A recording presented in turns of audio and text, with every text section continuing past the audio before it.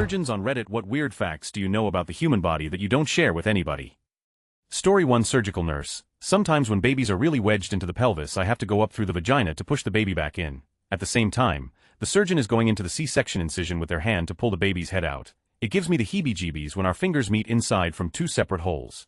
Story 2. Holding a beating heart is continually the most humbling and incredible feeling. Really makes you appreciate the spontaneity, strength, and fragility of life. This muscle is just banging away under your palm for no apparent reason, keeping time all on its own. And even though it kind of feels like a fish just consistently steadily flapping its tail in your hand, it represents this person's whole life and is strong enough to handle decades of high blood pressure, fat, sugar, exercise, fear, love, and all the other things you throw at it. Also, lungs are kinda squishy when they're inflated like a thicker wet balloon, but are really mushy and very slightly sticky when they're deflated, like an airy Play-Doh or unbaked focaccia dough. I can keep going. Ask me anything. Surgery is magical to me. Edit typo fix edit 2 only. Thank you so much for the award. Story 3. Brain doesn't hurt. During awake craniotomies, once the bone is off and the outermost protective layer duramater of the brain is open, there's no pain. Also, healthy brain has the consistency of fatty jello that was taken out of the fridge an hour too early and hasn't fully set yet. Story 4. There aren't many occasions I get to share this. A colostomy is when the intestines are hooked to an open port on the skin, bypassing some portion of the lower digestive tract. There's a lot of reasons this might need to be done, and for shorter or longer durations. Some people have colostomy bags for years, and this is where things can get very interesting. You see, your rectum produces mucus to help smooth your movements along. Even if there's no passengers on the train, your body keeps greasing those tracks. I don't know anything about trains, and since there's nothing to move the mucus, it just kinda hangs out.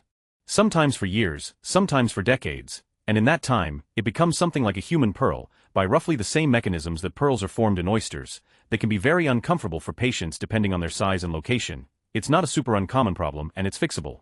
I've seen two that were roughly the size of baseballs. Those two flew completely under the radar until we tried to hook the plumbing back up. No pain or discomfort. One of them I saw cut open. It looked like a jawbreaker with layer upon layer of what in there. They're dense, hefty, with a little give near the skin. So yeah, humans can make pearls. Story 5. Peeling a cyst out of an ovary with your hand is super satisfying. Better than peeling the protective clear plastic off of your new TV screen. But we don't take out cysts through a big incision hardly ever anymore. It's all laparoscopic for the most part now, so I don't get to do it much. Edit corrected a spelling mistake. Story 6. Thin patients almost always do better surgically as less intra-abdominal fat makes the surgery more precise, and nothing beats precision when it comes to surgery. The few times I've operated on marathon runners, it was absolute bliss. Edit 1. Since loads of people have asked this. High muscle mass but lower body fat is still far easier for intra-abdominal surgery compared to high body fat content. If you are a bodybuilder, we may have to go through more muscle to access your peritoneal abdominal cavity, but after that the surgery will still be easier and allow for more precise dissection. Ideal muscle mass level. Think Brad Pitt in Fight Club and less The Rock, but I'd pick both over a very obese patient any day of the week. Hope this helps. Story 7. I'm not a surgeon, medical scientist. But one interesting thing is that the Skene's and Bartholin's glands, female lubrication glands, are both named after men, so modern anatomical education is encouraging people to call them paraurethral and vestibular glands instead. Story 8. Not a surgeon, but I've scrubbed into abdominal surgery before to hold organs out of the way. With intestines, you can basically pull them out, then plop them back in and they just kinda sort themselves out. You can also feel peristalsis if you're holding them. Story 9. It's not exactly unknown fact, but the brain can shift during surgery. Even when the skull is fixed in place, the brain is soft and mobile, almost like firm tofu. The brain has no pain receptors. Although it processes pain signals from other parts of the body, the brain itself cannot feel pain. That's why during certain brain surgeries like awake craniotomies, patients can be fully conscious without feeling pain even while their skulls are open and brain tissue is being stimulated or removed. I have most profound conversations with people while I am picking their brains, literally. I also get a lot of last confessions during these surgeries, and it's definitely awkward a bit when I have to meet their spouses or other family members, but probably my most interesting experience was when I heard full-on Vivaldi Winter during surgery played by the patient. It turns out he was a professional violinist from Austria. It was brilliant. Funny experience was when an elderly lady who literally was undergoing life-saving surgery shaded me for my life choices. Because operating room is no place for a proper lady and I should have babies. She was brilliant. She was so keen on her opinion even while I was the one operating on her. The brain pulsates in sync with your heartbeat. It's a rhythmic, constant movement. It's actually beautiful. Real brain tissue is softer, more fragile, and surprisingly watery. It can be torn or injured just by suction or light pressure. But what I admire and am astonished the most is that every person's brain is wired differently. Actual locations of speech, movement, or memory can vary person to person. That's why we do brain mapping during surgeries. It's pretty cool, like exploring unknown, and shows how unique humans are. Edit wow, the last time I got an award was probably back in elementary school. I really appreciate the gesture, but please keep your money, don't give it to online platforms. They already have a lot. Maybe just treat someone to a cup of coffee instead. Story 10 Dentist here. I still find great satisfaction when the last periodontal ligament fiber breaks while pulling a tooth, holding the tooth in your forceps and looking into a clean bony socket. Imagine taking out an ingrown hair, or finally popping that pimple, but so much better. Story 11 Surgeon. Interesting facts about the human body most people don't know. Women tend to carry more fat under the skin. Men tend to carry more fat around their organs in their belly. When your arteries are from smoking, diabetes, they form plaques which then try to heal by pulling calcium out of your bones and putting it into the walls of the arteries. Very arteries feel like pieces of chalk. They are so hard from all the calcium. You have about the right number of arteries, but you have more veins than you really need. Veins serve as a reservoir for extra blood, in addition returning blood to the heart after oxygen delivery. Like and subscribe for more edit typo. Story 12 During knee replacement they completely dislocate your knee, put the kneecap to the side, and start measuring and cutting. During tibia replacement part assists help push the tibia forward so you can apply components accurately. During hip replacement the entire hip is dislocated, and if it's old posterior approach, your femoral head is sticking out of the wound at like 45 degrees, roughly. When you get a joint replacement revision, all bets are off. Freaking forget it, there is so much pulling, hammering, drilling. If it's a hip you can lose so much blood you need a transfusion. During abdominal surgery if you are reconnecting a patient's colon, the surgeon will stick a special instrument up your butt to staple the rectum to the intestine. Yes, staple. Story 13 Obligatory. Not a surgeon, but I spent 6 years as a scrub nurse on the OT, and I have a 15-year career as a senior RN. I have seen and worked in most specialized areas. I am constantly amazed by how tough the human body actually is. The body can take way more abuse and neglect than you think it can. Things that you be absolutely certain would kill a person can be recovered from, but don't with the delicate balance of electrolytes.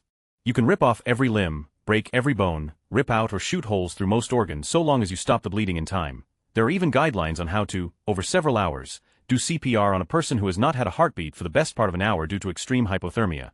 I've even seen an abdominal aorta accidentally cut clean in half and the person lived. But take a bit too much potassium, and you're a goner.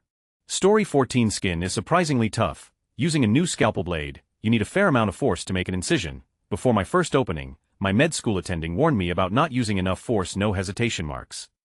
Story 15 When you get bowel surgery of any kind, there's some degree of stool or succus digested food before it turns into that will invariably spill or get into the incision. It's not uncommon for me to do a hemorrhoidectomy and have to rinse the stool off the incision before I suture it closed. Remarkably, a touch of antibiotics during the case and rinsing the incision with saline is almost always enough to prevent an infection. Now when your colon perforates at home and you try to tough it out for a few days before coming in half dead, you're gonna have a bad time. And if you survive you'll get a colostomy bag out of your belly like that other surgeon talked about. Also, I've smelled a lot of horrible things in my tenure. Ruptured infected cysts, dead feet, stagnant vomit. Nothing is worse than dead colon. PSA please for the love of God, don't put off your colonoscopy. Start at 45 years old or 10 years before the age your first-degree relative got colon cancer. Story 16 Nurse here. I don't work in the OR, but I used to do wound care. Certain kinds of chronic wounds may be wider and or deeper than the opening in the skin would lead you to believe. When caring for them the wounds need to be measured by length, width, and depth. They are also assessed for being undermined. Think about running your tongue between your teeth and lips or tunnel purse your lips and stick your tongue out. This is often done with a gloved finger. The feeling of putting part of your hand inside a human that way, and feeling the warmth is, to me, unpleasant. I don't know how surgeons become accustomed to it. Exposed bone that's being eaten away feels like rough concrete. Healthy periosteum bone's exterior and joint cartilage is smooth and slick. Story 17 Not a surgeon, but humans can roll their eyes. No, not pitch your eyes. Rotate about the iris. The muscles for this are essentially vestigial, since we evolved from prey animals with eyes on the sides of the head, meaning they needed to roll to focus when the head moves up and down. To this day, if we tilt our head up and down, our eyes roll slightly in response. There are very creepy videos of this with head-mounted cameras on YouTube. Story 18 Surgery Nurse here. Ortho. I did ortho-oncology for years. Bone tumors that were always positively malignant looked scaled, like fatty fish skin. Also, for kids, when doing a femur tibial replacement, it seems to disrupt the growth rates and their affected foot grows at a much slower rate than the other, if not stopping entirely. They'd have two different sized feet moving forward. Story 19 Most people do not routinely clean their belly buttons. I've pulled worse things from belly buttons than I have from rectums. Fat makes my job 10x harder and your risk 10x higher. Your organs don't feel pain when I cut or burn into them. You almost never have to get the bullet out. Operating is literally fun, especially on the robot. Burning tissue smells like a steakhouse, and so I usually think about food, stool and pus, and dead bowel smells like 2-day-old roadkill on a hot humid day. And yet I still think about food. Leaving a dirty wound gaping wide open has a 0 chance of infection. Suturing said wound closed is a guaranteed infection. It's opposite of logic. The OR staff are usually chatting idly about anything and everything not related to you or your surgery. I almost always have music on in my OR, and most other surgeons I know do too. Everyone's got an OR playlist. We do not care about or comment on what you look like naked. Most employment models these days are salary-based, and there's little financial incentive for me to operate on you. I don't get kickbacks from device or drug companies. I have no say in billing practices or what you're billed. I tell my kids that I have the coolest job in the world because I get to cut people open and fix them, but they could care less. Story 20. During organ transplantation, when a donor liver or kidney is totally hooked up, it starts filtering immediately. The more waste that needs to be cleared, the faster the urine or bile comes out. Story 21. When operating on a living person, spinal nerves look and act just like spaghetti. Have to use a smaller suction and be careful or else you'll slurp them up and it gets annoying to try to not continuously capture them in your suction. Story 22. Not a surgeon, but a pathologist's assistant. A fair number of people have splenules or baby spleens. They can be congenital, or become established after trauma. Story 23. Not a surgeon or a DR, but when studying medicine in undergrad, I shadowed many doctors across numerous sectors of the medical field to determine which area I wanted to go into. Spoiler alert, ended up not going to medical school after all. One of my rotations was with a wound care doctor, mostly related to bed sores that develop when a person lays in bed for too long. One particular patient had a sore directly on his cheek, and it was so pronounced and developed that you could see his pelvic bone in the middle of the sore. For some morbid reason, I asked if I could touch his bone. Both the patient and the doctor agreed to it, and come to find out, he no longer had feeling in the area and could not feel me touching his bone. When wounds on the body deteriorate to that level, it also damages the nerve endings, meaning you could literally have a gaping wound hole in your body and not even feel it. Gives me heebie-jeebies. Story 24. Can a surgeon tell me what it's like to do a hysterectomy? Like from a technical standpoint, I want to know what those baby-making parts are like when you pull them out. Story 25. I remember being in medical school during my surgery rotation and thinking, I can see secret, inside parts of this person they will never get to see. It's their liver, but they don't know what it looks like, and I do. I thought that was pretty magical. 2. If you are getting any kind of orthopedic surgery, there is probably some poor med student trying valiantly to hold your leg arm at the perfect angle for the surgeon for an extended period of time, and wishing they had lifted more weights because they also have to hold it in a way that maintains sterility, and usually this means they are holding an adult human's entire dead weight of leg as far away from their own body as possible. I remember wishing I was swole. 3. When they are releasing a frozen shoulder, they full on just crank the out of your shoulder. It looks quite violent. One surgeon told me listen CRSSHHHH goes the person's shoulder, and the surgeon sighed in satisfaction and said, man, I love that sound. It was a horrible sound. For orthopedics is basically human carpentry, with literal power tools. The blood gets everywhere. I would walk out of the OR with blood on my forehead that had managed to get over top of my clear visor. Story 26. During a knee scope, orthopedic surgeons will fill the knee joint with saline to expand the working space and help with visibility. With all that water, it turns out that adipose tissue aka fat looks like little fluffy white sparkly clouds, like something that you'd find a unicorn hopping around on. Story 27. I'm not a surgeon, but I used to work as a surgical tech, so I have seen some stuff. The plaque removed from a carotid artery felt like a pencil eraser. Intestines are super slippery. Cautery on fat smells like sort of like funky corn chips. I've seen different sizes and colors of gallstones, some like black pebbles about the size of a quarter. Like handfuls of those in one patient. Handing off the panties in a paniculectomy was one of my most favorite things to do, so freaking satisfying, and it felt like passing off Simba from The Lion King. I scrubbed at least 75 cesarean sections and not once did intestines come out. I'm not sure if people on here are confusing the uterus or placenta for intestines. Trust me, OBGYNs have zero business handling your intestines. Story 28. RN here. Organ donation patients, while technically declared brain dead, must be kept alive through a ventilator, meds or whatever is needed until organ harvest is finished. There's no guaranteed way to know if there's even the slightest hint of awareness or not even if paralyzed. Watching one of these is one of the most humbling experiences to how frail we really are. Story 29. I've got an image in my head of all us non-surgeon people, all over the world, making these shocked, horrified, disgusted faces. Or is it just me? Story 30. Pulmonary ICU physician, not a surgeon, but work closely with thoracic surgery, especially when it comes to lung transplant. Your native lungs receive blood flow from two sources: your pulmonary arteries, which blood passes through en route to the lungs to receive oxygen, as well as your bronchial arteries, which come off the aorta. If you need receive a lung transplant, current standard of care is that only the pulmonary artery circulation is reconnected and the transplanted lungs lose all bronchial artery blood flow. It is miraculous that these lungs are able to survive on this single source of blood flow. I will say that this strategy may be evolving given the high rate of rejection in lung transplant and some small observational studies which show benefit in reanastomosing the bronchial artery circulation as a mean to decrease risk of chronic rejection. Story 31. At 25 millimeters of mercury, your body overrides the control of your external sphincter, the one you use to voluntarily. There is the internal component that relaxes involuntarily, and then you yourself, it's a protective mechanism to keep you from perforating your bowels. I remember this fact from when I had anatomy in 2014 as an undergrad. Story 32. Paramedic here. I've never had a more intimate experience with anyone than when someone has received a trauma they are about to die from and you know it and they know it and then they do. I could never murder someone, but like, I get it. Story 33. Surgeon and sonologist. as in other not-so-suspected areas, is possible to accumulate solid debris detritus, blood clothes, etc. in the and eventually form pearls a.k., a scrotal pearls or scrotolith. Story 34. When dividing the pancreas with an energy device like a bovie or a harmonic scalpel, to me, the burnt pancreatic parenchyma smells somewhat like peanut butter. Story 35. Not a surgeon, but during medical school rotations had a patient with a sacral ulcer we took to the operating room to debrief, get rid of necrotic tissue. I remember noting the patient had a small oozing ulcer on the front of their thigh and mentioned this to the surgeon, proceeded to flip patient over and start the surgery. Surgeon asked me to start, but I was going a bit slow, so he grabs the scalpel and starts digging around with it, realizes there's a lot of give and starts using his hand, and next thing you know the hand is coming out of that thigh ulcer we'd seen at the start. This patient had a BMI of 60 with cancer going through treatment. Apparently they were so immunosuppressed she was masking necrotizing fasciitis that had eaten through her perineum. Story 36. Surgeon. Here patients with hope, humor, or gratitude tend to heal more steadily. Those with negative emotions often show slower recovery and more complications. Story 37. Not a surgeon but a pathologist's assistant. Renal kidney tumors tend to be the prettiest in my opinion, although they're commonly a nice golden yellow color. Story 38. Surgical tech. Here, my main specialty is neurosurgery, and the amount of bones I have to crunch up is quite a bit.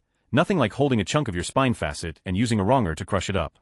Surgeon takes bone out and we crunch it up and mix it up with some biologics and put it back into your disc space. Mainly think of it like screws and rods in your back. It's like almost like bone glue. Also we have a bone mill that looks like a food processor and it grinds up your bones pretty small. Story 39. Not a surgeon, but a perinatal and neonatal nurse. I knew almost nothing about menopause until recently. I was horrified to learn that the clitoris can atrophy, shrink and become fragile and dry very significantly, resulting in anorgasmia. This can be prevented and at least somewhat reversed with vaginal estradiol. That atrophy is part of GSM, genitourinary syndrome of menopause, which affects the vagina, urethra and urinary meatus, and external genitalia. The tissue atrophy increases susceptibility to UTIs, which can be life-threatening in older people. 60-year worth of vaginal estradiol can prevent all sorts of pain, suffering and death. But when women complain of vaginal dryness, they often just get told to use lube, which offers no protection from GSM. Story 40. Roux-en-Y. Gastric bypasses are probably a terrible hack job that future surgeons will look on in horror. There is a role for the Billroth for subtotal gastrectomies, but a Roux-en-Y for weight loss is a terrible idea. Do a sleeve with a suddy. If your surgeon doesn't know what a suddy is, get the out. An aside, all surgeries carry risk. But there is a cluster of the brutal triad as my team has come to know them, RYGBs who have chronic pain, chronic nausea, and limited PO intake. We haven't seen this in a sleeve point. Now 800 of them with at least 5 years follow-up at our institution. It's interesting as nothing is removed with a RYGB, only a rerouting. Story 41. So when they make an incision on you, they use a scalpel to get a nice clean cut through the skin to minimize scarring. But cutting through the fat and viscera with a scalpel can be a bit messy as edges will bleed. So they use what is called a bovie tip, which is like essentially a very hot soldering iron that will cut and cauterize at the same time. There's a lot of smoke and the smell of freshly burned human is not particularly pleasant but not that offensive either. Story 42. Not a surgeon, but an addictions therapist. I have a few fun but not so fun facts I learned from my field. The human body never ceases to amaze me with how much it can take. Heavy drinkers have insane tolerance levels, like BAC levels way over what would kill a non-drinker. I'm talking over 70, which equates to being 9 or 10 times the legal limit. These are people that are polishing off gallons of vodka per day. Vodka is the drink of choice that I have found to be the most common out of this group, usually because it is cheap. Another fun fact, heavy alcoholics can also experience what we call reverse tolerance, which is when heavy drinkers transition from having a sky-high tolerance to feeling drunk off of less alcohol. This is because the liver becomes so damaged over time that it begins to fail. Untreated, it will cause death. Yet another fun fact is that your risk for addiction increases if you have had bariatric surgery, especially after the first year or two. There could be a lot of reasons for this, including trading a food addiction for an alcohol or drug addiction. This is called a cross-addiction. Many people that struggle with weight loss are also more likely to have pre-existing depression, anxiety, and a negative self-image. Also, the stomach is smaller and absorbs quicker, allowing alcohol to enter the bloodstream faster. It becomes very easy to overdose from smaller amounts of alcohol. I will never forget a client I had where his addiction became so severe that he would pour alcohol down his feeding tubes. He was in his 60s, but looked much older. This guy was a walking miracle. He had been hit by a bus, survived a motorcycle accident, had a few heart attacks and strokes, and beat cancer 3 times. The guy must have been half robot with the amount of metal pins and rods holding him together. When I knew him he had a tube in place because he had developed throat cancer from chain smoking, and they had to put a hole in his neck so he could eat. It was a regular occurrence that we would find him passed out and he would go to the hospital to get his stomach pumped. He was a beautiful but tortured soul, and always said it was a cruel irony that he had survived so much because he did not want to live. I hope that he is at peace wherever he is now. Story 43. The human brain feels a bit like tofu when touched, and it's so delicate that it can begin to lose shape under its own weight if not properly supported. Story 44. Not a surgeon, but have photographed numerous surgical procedures. I'm always impressed by how construction-like tools are used on live people. For example, replacing a hip involves a huge drill, hammering in a joint with a sledgehammer, sawing off the head of the thigh bone, etc. It's as violent and loud as you might imagine. Story 45. I had this exact same experience with my first, and they had to try and fail to do a second epidural on the fly. Didn't take, and I finally ended up passing out near the end, but my body went autopilot. It's the single worst experience of my life. I'm so sorry your wife also had a similar situation. Honestly, ID never met anyone else and hoped it was just me. Story 46. Obligatory. I am not a surgeon. I was a lifeguard at water park and later moved to guard at a lake. I had to get into the water to perform a spinal for a woman who hit her head on a metal bar on a slide. Nobody really goes into much detail on just how fragile your spine is. Everyone experiences back pain, but it can never be stressed enough that all it takes is one fall, one bump, one rough car ride, and you could become paralyzed, or live with permanent back pain. It is seriously super possible to break your spine with a simple slip. If you can walk, or if you can run, take full advantage of that fact, because it can be taken away in a single moment. Story 47. Which side of the cervix do your hands touch on? So wait, does the baby get its head through the cervix and then wear it as a collar until it gets moved back into the abdomen? Is it the shoulders that won't let it get all the way out the normal way? Story 48. Not a medical person. School of life. Found out prostate meds can give guys what's called retrograde. The semen goes into the bladder instead of out the urethra. Anyway, with no squirt mess, no, it didn't improve the life unfortunately. Story 49. Every urologist knows what burnt prostate smells like. When you take out the instrument to empty the urine while roto-rootering a prostate, a little puff out of smoke comes out of the bladder like a chimney. It's actually endearing, huh? Story 50. Not a doctor, but I found this out from my surgeon after he operated on me. Apparently, you don't really have to put organs back in place after a surgery, within reason. Like obviously don't put intestines up by the throat or something, but as long as all the organs are generally in the right area they kind of slurp back to their correct places after a while. I found this out because my laparoscopic surgery became very invasive after my surgeon found out that a tumor was growing around a major blood vessel. Apparently he had to kind of shove my intestines and kidney out of the way while removing the tumor. Also, apparently during those kinds of surgeries you get bloated with air and you have to spend a week farting it all out. Story 51. I am a scrub nurse and I can smell when the surgeon has cut into the uterus because the blood smells different. It smells like period blood. I mentioned it once and all my male colleagues including the surgeon can't tell, but all the women in the room were like, yep, I can always tell when we are in the uterus. Story 52. My late mom told me I was breech with the cord wrapped around my neck. Plus she had pneumonia to boot. Oh yeah, she also started hemorrhaging and had to be rushed to surgery. Scary today as well as 1958. I'm 67 also. When my sister was delivering her daughter by C-section, the OB doc and my BAL were talking about the differences between a deer uterus and human uterus. Now my BIL is a butcher and an ardent deer hunter and my sister got mad at them while the OB had her uterus out stitching it up and told them to shut up and get it all back together. Oh. Story 53. Not a surgeon, but with my tachycardia high heart rate heart condition, I learned that our hearts have many cells that can become pacemakers, apart from the cluster of cells that are the proper pacemakers which fire the normal heart rate. Backup ones are spread across the heart and are supposed to kick in only in an emergency, but I have trigger-happy ones that start firing randomly pushing up to 195 BPM. Story 54. The night before my scheduled bladder surgery T1 cancer tumor, I did the fasting thing and then nervously reported to the surgical unit the next morning. I went through all the paperwork, talked with the nurses, put the gown on and was taken into pre-op where they put me in a bed, poked holes in me to hang in for and got me ready for surgery. The usual drill, I guess. My wife was there with me and we then waited for what seemed like forever for the surgeon to appear. When she finally arrived at bedside, she told me that the staff person who scheduled everything somehow forgot to book an operating room for my procedure before heading to Hawaii on vacation. Whoops. It wasn't a biggie for me. These things happen. We rescheduled to a few days later, and everything was fine. That was about 3 years ago and I've had no more tumors show up, thankfully. Story 55. Your brain has got no pain receptors, so sometimes, for very specific situations, we operate while you're awake after your skull is removed. That part still needs GA. Story 56. Surgical assistant here. The smell of the plume, the smoke from cauterizing wounds smells like carnitas, so I had to leave my job to go do something else for the sake of eating delicious carnitas. Story 57. Some people have sparkly earwax. Was an ear nurse, suctioned 12,000 ears. At first I thought it was actual glitter that people had in there but eventually realized it's natural. Story 58. The fact that you can feel a heart beating in your hand while also knowing it's endured decades of emotional and physical stress is wild. Like holding someone's entire life story in your palm. And the brain being pain-free during surgery while feeling like undercooked jello is both fascinating and slightly unsettling.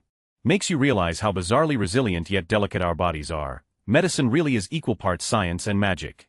Story 59. Sometimes during surgery, we find things that people lived with for years without knowing, like a piece of broken needle, a calcified mass, or even a missing organ that was removed in childhood and they forgot to mention. The body can adapt in some wild ways, and honestly, a lot of people are walking around with stuff inside them they'd never expect. Story 60. Your bowels will get stunned following major surgery, especially abdominal surgery, for a period of time lasting potentially for days at a time, which is why it's important to know if a patient has passed gas or and why you get stool softeners, because constipation should be expected. For those of you who have not had surgery before, you will be asked if you've farted multiple times.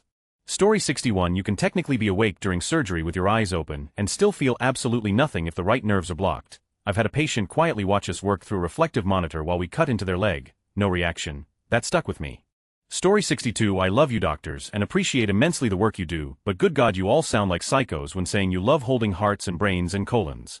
Story 63. When performing CPR, it's easy to break the ribs, which causes a tingling sensation. You'd be amazed on the amount of strength we use on the retractors to open up different parts of the body. Laparoscopic and robotic surgery are very much like video games. We usually pinch your bowels or your ureter to see if they are moving properly. The sensation of piercing through something in the body like the wall of a vessel or the sac that's covering the lung is very unique, can't be taught. And you usually have to do it blind, so at first you are very anxious to not have pierced something more important. Edit typo. Story 64. As a non-surgeon, this started out kinda cool, then as I got further and further down it descended into all sorts of what the kind of statements that I can't get out of my head. I think surgeons should go back to not sharing this stuff. Story 65. During surgery, the bowels can make loud, unexpected noises and even move on their own, which still catches people off guard no matter how long they've been in the field. Story 66. I'm a paramedic. Most people aren't coming back from CPR. We can't save you from everything. The body is so resilient and strong and amazing, but so fragile and delicate at the same time. Story 67. Not a surgeon, but I once read that when surgeons operate on the intestines, they sometimes have to remove them and place them on the patient's chest temporarily to get better access. Then they just put them back in like coiling a garden hose. Wild. Would love to hear if any real surgeons can confirm or deny that. Story 68. As a non-surgeon, I can tell you that I would pick up my then-boyfriend from the station, and on the way home he would start taking me about some really interesting operation had just done. And after a minute or so I would have to tell him to change subject or I would need to pull over because everything was going swirly in my head. Story 69. OBGYN here. C-section. Weird facts. Sometimes we take the whole uterus out of the body, stitched it like we fixed shirt, then gently slid it right back like nothing happened. The uterus doesn't even complain. Story 70. Not a surgeon. If you as a woman have had to have a fallopian tube remove, the tube that connects the ovary to the uterus, but still have that ovary, your fertility doesn't go down by 50 like someone might think. You still are about 70 fertile even with only one tube, because the other fallopian tube can sort of squiggle over and catch an egg being released from the lonely ovary. Story 71. NAD. But dealing with a family member's skin cancer that required a penectomy, it never dawned on me that penises were removed for any reason other than transgender surgery. Story 72. Your eyeballs are the only oranges that can't feel pain. Once had a patient blink during cataract surgery, and the scalpel nicked his iris. He didn't flinch. I almost threw up. He just asked if we were done. Story 73. ISN. Wild how one random question on Reddit can make you rethink your whole life for a moment. This is why our AskReddit is my daily brain workout. Some of y'all got philosopher-level thoughts. AskReddit, thought-provoking, deep questions, funny Reddit, Reddit community, online discussion. I'm not a surgeon, just an ICU nurse, but your BOTUS produces your own body weight in ATP adenotriphosphate every day.